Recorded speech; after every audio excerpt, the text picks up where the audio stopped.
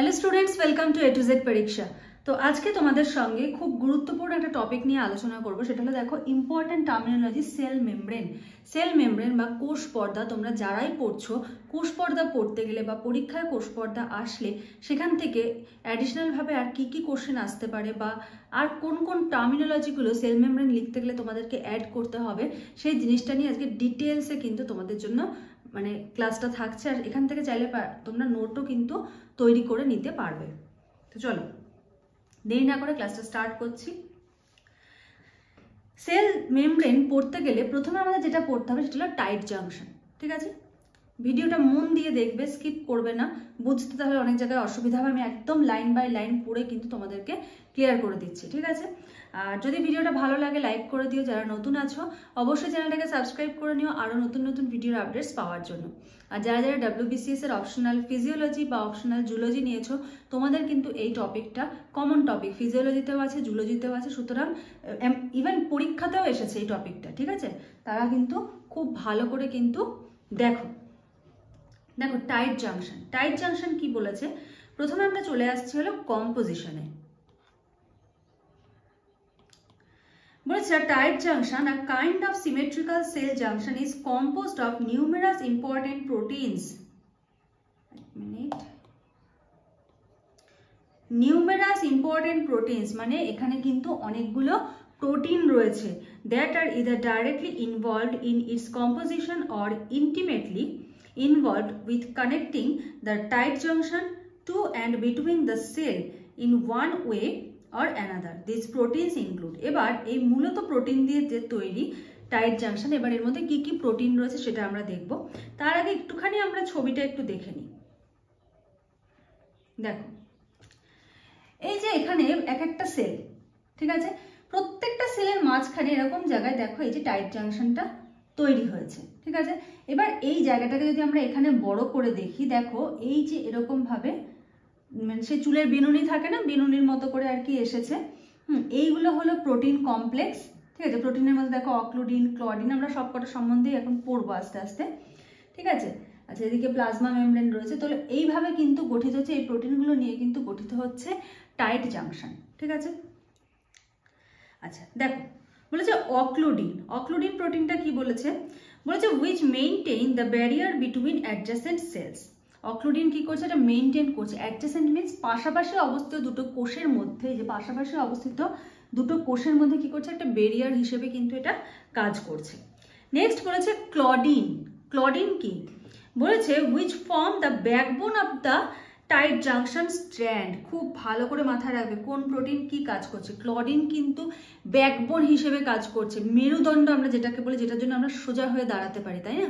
দেখবে প্রত্যেকে বলে না যে ইনি আমার জীবনে ব্যাকবোন হিসেবে ছিল, বা এটা আমার কাছে একটা ব্যাকবোনের মতো কাজ করছে। ঠিক আছে, এরকম একটা ব্যাপার, মানে যেটার জন্য তুমি সোজা হয়ে দাঁড়াতে পারছো। ঠিক আছে, মেরুদণ্ড যেটাকে বলা হয়।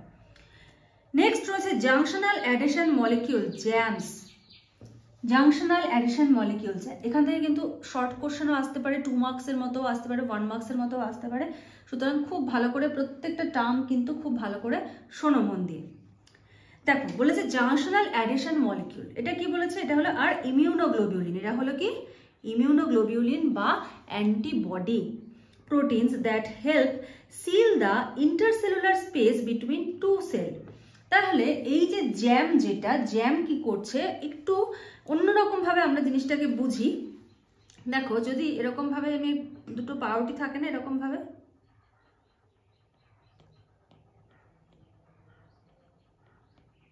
স্লাইস পাউরুটি যেগুলো হয় আর কি, তো তার মধ্যে কি করা হয়, তার মধ্যে দেখবে এরকম ভাবে আমরা জ্যাম লাগাই, দেখতে পাচ্ছ?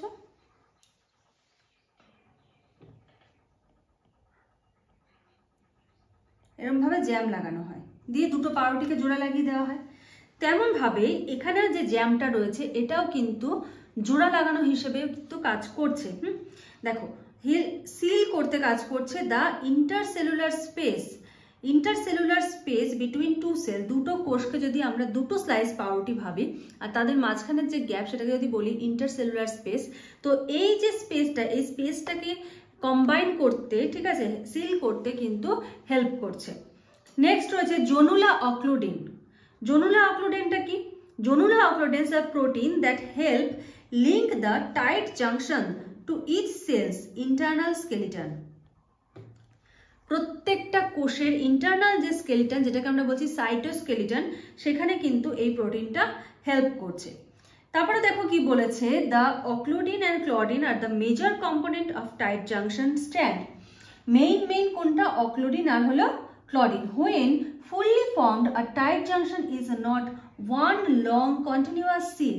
এটা কিন্তু লম্বা যে একটা কন্টিনিউ একটা সিল হয়েছে এরকম কিন্তু না, মাঝে মাঝে কিন্তু এটার গ্যাপ রয়েছে, যে দেখতে পাচ্ছ এখানে কিন্তু গ্যাপ রয়েছে, এমন না যে পুরোটাই এরকম ভাবে জোড়া লাগিয়ে দিয়েছে, মিডলে কিন্তু গ্যাপ রয়েছে, ঠিক আছে।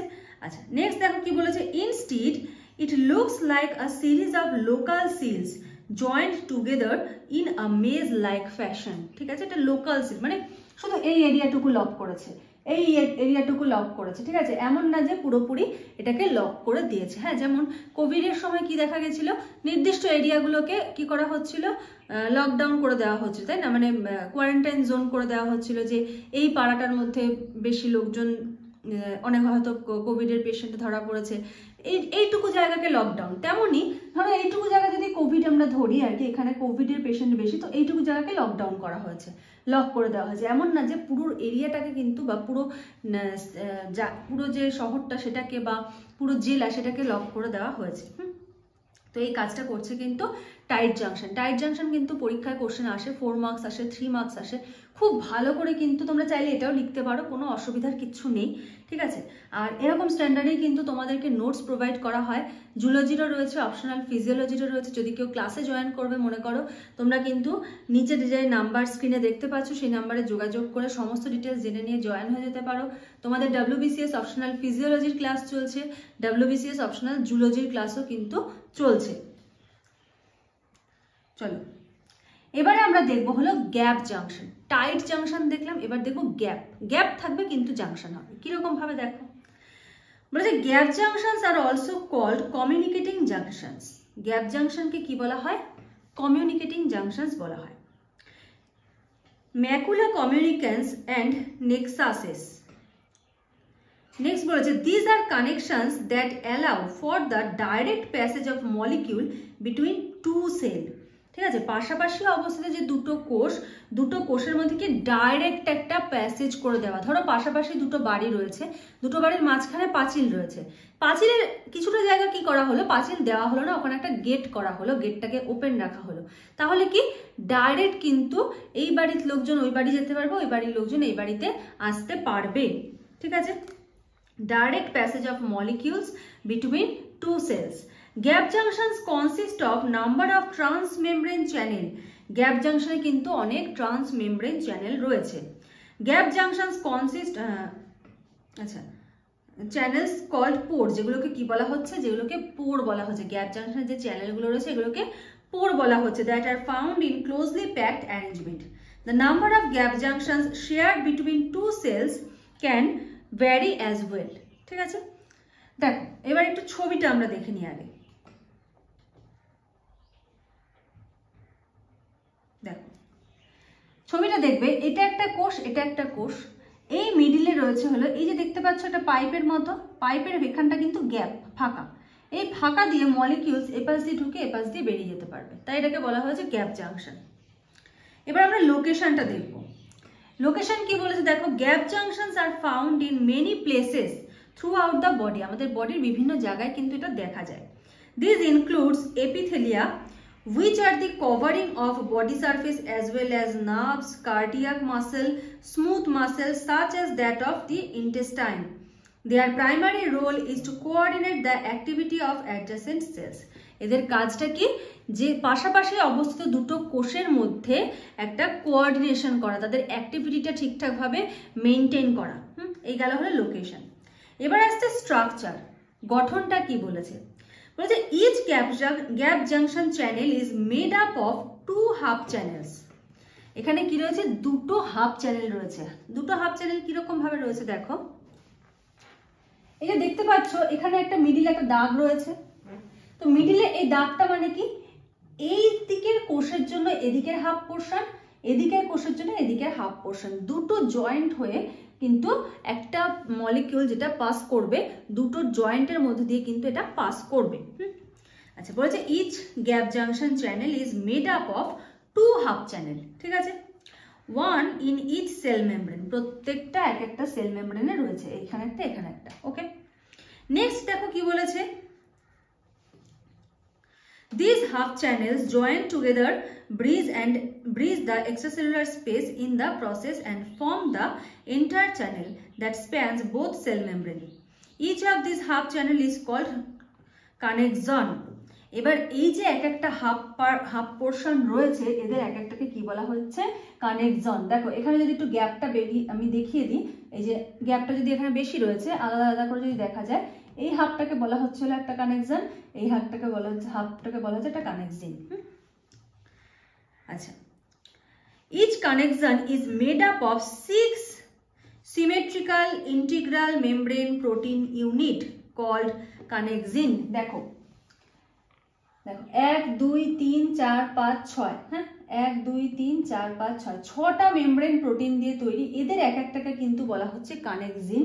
আর এটাও একটা কানেক্সন, এটাও একটা কানেক্সন। আশা করি বুঝতে পেরেছো গ্যাপ জাংশনে। আর আশা করি সমস্যা নেই, যদি কোনো রকম সমস্যা হয় অবশ্যই কিন্তু কমেন্ট করে জানাবে, ঠিক আছে। এই যে গ্যাপ জাংশন আর টাইট জাংশন এই দুটোই কিন্তু পরীক্ষাতে অলরেডি এসে গেছে। WBCS অপশনাল ফিজিওলজির জন্য ইম্পর্টেন্ট, অপশনাল জুলজিতেও আমি অলরেডি এগুলো পড়িয়ে ফেলেছি, ঠিক আছে। তো খুব ভালো করে কিন্তু এই দুটো নোট রেডি করবে। এটা গ্যাপ জাংশন টাইট জাংশন হয়তো একসাথেই পরীক্ষায় দিয়ে দেয়, দেখা যায়। তো খুব ভালো করে এটা কিন্তু দেখবে, ঠিক আছে। আর কিছু টার্মিনোলজি আছে সেটা আমরা কিন্তু নেক্সট ক্লাসে তোমাদের সঙ্গে ডিসকাস করব। আজকের মতো ভিডিওটা এখানেই শেষ করছি, নেক্সট ক্লাসে আবার তোমাদের সঙ্গে দেখা হবে, কথা হবে। আজকের মতো এইটুকুই, থ্যাংক ইউ।